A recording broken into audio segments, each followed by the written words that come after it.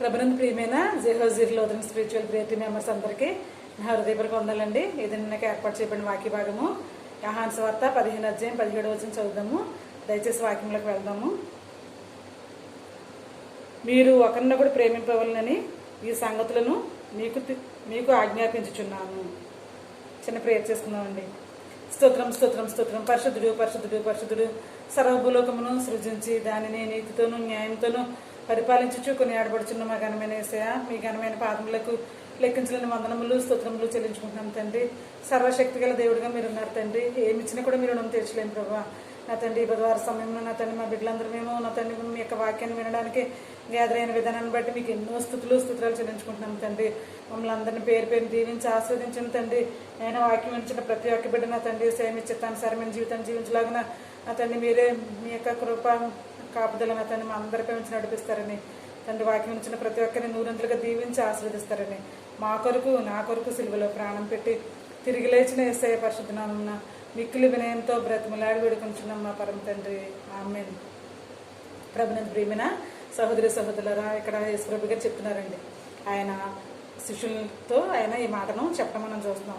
నా ప్రియమైన సహోదరులారా, చూడండి, లోకంలో ప్రతి ఒక్కళ్ళు కూడా ఎంతో మనమందరం కూడా ప్రతి నిమిషంలో కూడా కోపాన్ని, ద్వేషాన్ని, అసూయని ఏమండి చాలా విచారాన్ని, దుఃఖాన్ని కలిగి ఉంటామండి. కానీ యేసుప్రభు గారు ఆ విధంగా కాదు. ఆయన చూడండి, ఆయన ఎంతో ప్రేమ స్వరూపి ఉన్నాడండి. ఆయన తన శిష్యుల్ని ఏర్పాటు చేసుకుని ఆయన వారందరికి కూడా తండ్రి ఏ అయితే సంగతులు చెప్పాడో ఆ సంగతులన్నీ వాళ్ళకి తెలియజేస్తున్నాడు. నా ప్రియమైన సహోదరులారా, యేసుప్రభు గారు అంటున్నారు, నేను యోహాను సువార్త 15:16 వచనాల్లో ఆయన అంటున్నారనమాట, నేను మిమ్మల్ని ఏ విధంగా అయితే ప్రేమించాను మీరు లోకంలోకి వెళ్ళి ఆ విధంగా ప్రేమించండి అని చెప్తున్నారు. తర్వాత నేను మిమ్మల్ని దాసులుగా నేను చూడలేదు, కేవలం నేను దాసులుగా చూడలేదు, స్నేహితులుగా చూస్తున్నాను అంటున్నారు.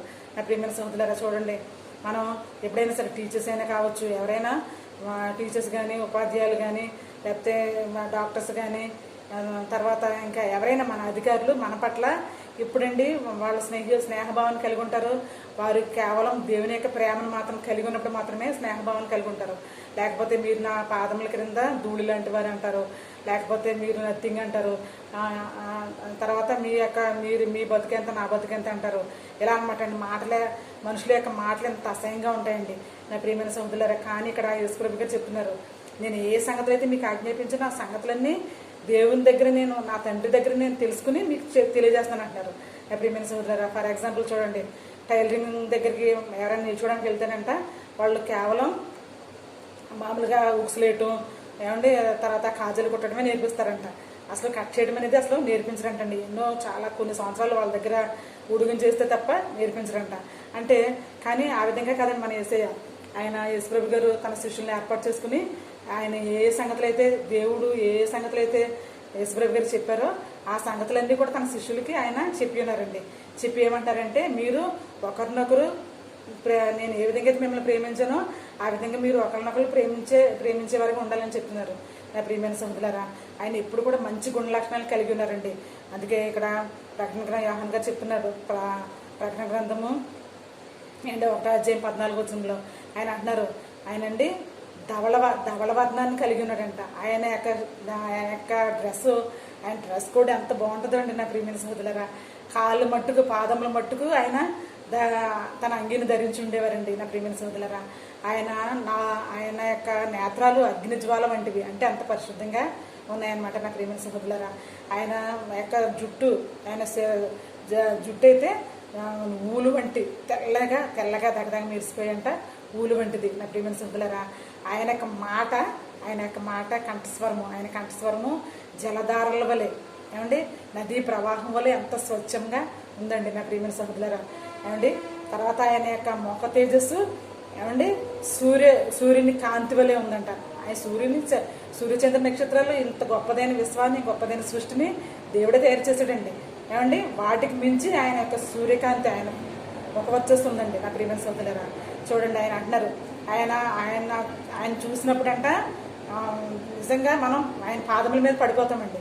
అక్కడ యోహాను గారు చెప్తున్నాడు, ఆయన పాదముల మీద పడిపోయినప్పుడంట ఆయన అంటున్నారు, ఏమంటున్నారంటే, భయపడొద్దు, నేను మీకు సమాధానాన్ని ఇస్తాను అని చెప్తున్నారు. ఆయన నేనుండు స్థలంలో మీరుండులాగా నేను వచ్చాను, నేను మొదటివాడును కడపెట్టివాడును ఏమాత్రం భయపడొద్దని చెప్తున్నారు. కానీ మనకైతే మనకున్న ఈ లోకాధికారులు అయితే మనల్ని ఎంతో చిన్న చూపు చూస్తూ మనల్ని చాలా ప్రతి విషయంలో కూడా చాలా ఇబ్బంది పడుతూ ఉంటారండి. కానీ వాళ్ళకి ఎందుకు ఆ విధంగా చేస్తారంటే కేవలం దేవుని ప్రేమ వాళ్ళు లేనందున. నా ప్రియమైన సహోదరులారా, దేవుడిని ఎవరైతే నమ్ముకుంటారో, ఏమంటే నిజమైన దేవుడిని మన యేసయ్యని ఎవరైతే కలిగి ఉంటారో వారు యేసయ్య ఏ విధమైన శాంతి సమాధానాన్ని సంతోషాన్ని కలిగి ఉన్నారో అట్టి శాంతి సమాధానాన్ని అందరూ కలిగి ఉంటారండి. నా ప్రియమైన సహోదరులారా, అలాంటి ముఖ తేజస్సు యేసుప్రభు గారికి ఏ విధమైన ముఖ తేజస్సు ఉందో అలాంటి ముఖ తేజస్సు అందరూ కలిగి ఉంటారండి. ఎప్పుడండి? కేవలం దేవుడిని కలిగి ఉన్నప్పుడు మాత్రమే. యేసుప్రభు గారిని సొంత రక్షకంగా అంగీకరించిన వారు మాత్రమే వాళ్ళ యొక్క మొక్క కవళికలన్నీ కూడా చాలా డిఫరెంట్గా లోకానికి వేరుగా ఉంటారండి. నా ప్రియమైన సోదరులారా, ఒకసారి గమనించండి నా ప్రియమైన సోదరులారా.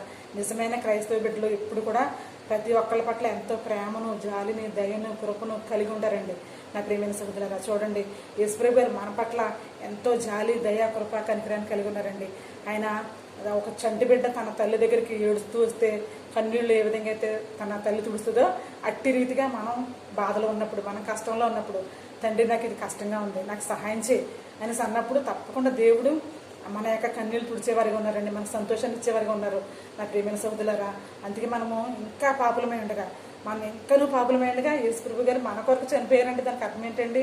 మనం ఎంత భయంకరమైన స్థితిలో ఉన్నా కూడా దేవుడు మనల్ని ప్రేమించారండి. ఆ తప్పిపోయిన కుమారుడు చూడండి, లోకంలో ఉన్న ప్రతి ఒక్క పాపాన్ని అతను చేశాడండి. నా ప్రియమైన సోదరులారా, లోకంలో ఉన్న ప్రతి పాపాన్ని అతను అనుభవించాడు. తప్పిపోయిన కుమారుడు అనుభవించినప్పుడు తండ్రిని అంత తిరస్కరించి ఆస్తిని తీసుకువెళ్ళిపోయి అంత దుర్వ్యాపారంగా చేసి ఏమంటే ఎన్నో పాపాలు చేసి ఆ పాపంలో అలసిపోయి, నా ప్రియమైన సహోదరులారా, అలసిపోయి ఇంకా పాపం చేయడానికి కూడా అతనికి శత్రువు లేక ఇంకా ఏమండి పశ్చాత్తాపం, అప్పుడు అతనికి మొత్తం అంతా కోల్పోయిన తర్వాత మాత్రమే అతను పశ్చాత్తాపాన్ని కలిగి ఉన్నాడండి.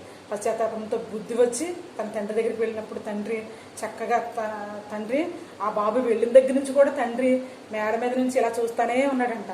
నా ప్రియమైన సహోదరులారా, అలా చూస్తూనే ఉన్నప్పుడు దూరంలో ఇతని యొక్క స్ట్రక్చర్ అంతా మారిపోయిందండి. స్ట్రక్చర్ అంతా మారిపోయినా కూడా తన కుమారుని గుర్తుపట్టాడు. నా ప్రియమైన సహోదరులారా, కుమారుని గుర్తుపట్టి దూరంలో ఉండగానే వెళ్ళి హత్తుకుని నా ప్రియమైన సహోదరులారా తీసుకువచ్చి తన అంత అపరిశుభ్రంగా ఉన్న అతన్ని బాగా శుభ్రపరిచి ఏమండి జుట్టు కత్తిరించి ఎంతో చక్కటి మంచి వస్త్రాలు ధరింపచేసి ఒక విందును ఏర్పాటు చేసేది మనం చూస్తున్నాం. నా ప్రియమైన సహోదరులారా, చూడండి, అంత పశ్చాత్తాపాన్ని కలిగి ఉన్నాడు. ఆ తప్పిపోయిన కుమారుడు కూడా పశ్చాత్తాపాన్ని కలిగి ఉన్నాడు.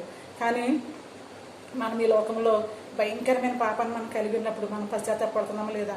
మనం ఎంత పాపులమైనప్పటికీ పశ్చాత్తాపడి తండ్రి నేను పాపిని, నా పాపాలు క్షమించు. తప్పిపోయిన కుమారుడు అంటున్నాడు, నీకును దేవునికి నేను చాలా విరోధంగా పాపం చేశానని ఒప్పుకుంటున్నాడండి ఆ తప్పిపోయిన కుమారుడు. ఆ యొక్క తప్పిపోయిన కుమారుడు ఆ విధంగా ఒప్పుకుంటాడు కనుక ఇక్కడ యేసుప్రభు గారు తన కుమారుణ్ణి క్షమించిన రీతిగా మనల్ని కూడా యేసయ్య క్షమించే వారిగా ఉన్నారండి. నా ప్రియమైన సోదరులారా, ఇక్కడ అంటున్నారు ప్రకటన గ్రంథంలో, నేను మొదటివాడును కడపటివాడును అని చెప్తున్నారు ఆయన. ఏమండి, నాకు పరలోకపు తాళపు చెవులు, పాతాళలోకి తాళపు చెవులు నేను కలిగి ఉన్నాను, మరణం యొక్క పాతాళపు తాళపు చెవులు నేను కలిగి ఉన్నానని చెప్తున్నారు ఎవరండి? యేసుప్రభు గారు. అంతే, ఎందుకంటే మనం దేవుని మీద మనం ఆనుకునేవారిగా మనం ఉండాలండి. దేవుని పట్ల విశ్వాసాన్ని కలిగి ఉండేవారిగా మనం ఉండాలండి. ఎవరైతే దేవుని పట్ల విశ్వాసాన్ని కలిగి ఉంటారో, ఎవరైతే మార్పు చెంది ప్రభు యొక్క బల్ల దగ్గరికి వస్తారో అలాంటి వారండి యేసుప్రభు గారు ఏ విధమైన ముఖ వర్చస్సు కలిగి ఉన్నారో అట్టి వర్చస్సును, అట్టి తేజస్సును వాళ్ళు కూడా కలిగి ఉంటారండి.